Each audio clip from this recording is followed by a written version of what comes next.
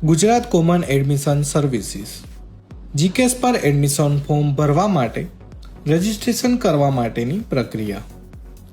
સૌપ્રથમ gks.gujgov.edu.in website પર જવું. આપને આ પ્રકારનું વેબ પેજ દેખાશે.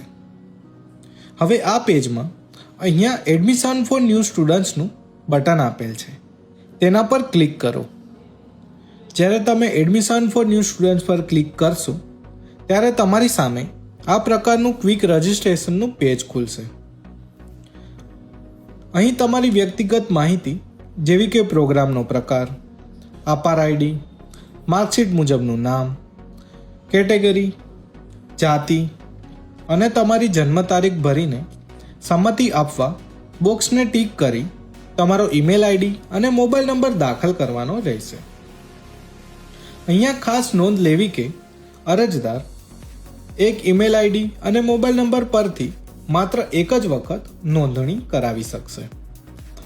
હવે ગેટ ઓટીપી પર ક્લિક કરશો એટલે તમે જે ઈમેલ આઈડી અને મોબાઈલ નંબર આપેલ હશે તેના પર ઓટીપી આવશે. ઈમેલ આઈડી અને મોબાઈલ નંબર પર અલગ અલગ ઓટીપી પ્રાપ્ત થશે. તમારે ઈમેલ આઈડી અને મોબાઈલ નંબર પર આવેલ ઓટીપીને અહીં આપેલ બોક્સમાં દર્શાવવાના રહેશે. સબમિટ બટન પર ક્લિક કર્યા બાદ તમને તમારા રજિસ્ટર કરેલ ઈમેલ આઈડી અને મોબાઈલ નંબર પર જીકેએસ તરફથી તમારો યુઝરનેમ અને પાસવર્ડ મોકલવામાં આવશે, જેના દ્વારા તમે લોગિન કરી શકશો. લોગિન કરતી વખતે ખાસ નોંધ લેવી કે પ્રોગ્રામનો પ્રકાર સાચો સિલેક્ટ કરેલ હશે તો જ લોગિન કરી શકાશે. લોગિન કર્યા બાદ તમે સ્ક્રીન પર જોઈ શકો છો તે પ્રકારનું ડેશબોર્ડ ખુલશે.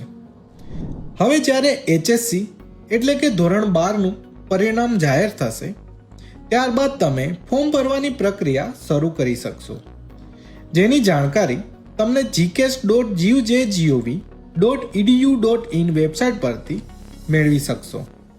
તો આજે જ જીકેએસ પર તમારું રજિસ્ટ્રેશન કરો અને તમારી સપનાની કોલેજમાં પ્રવેશ મેળવો.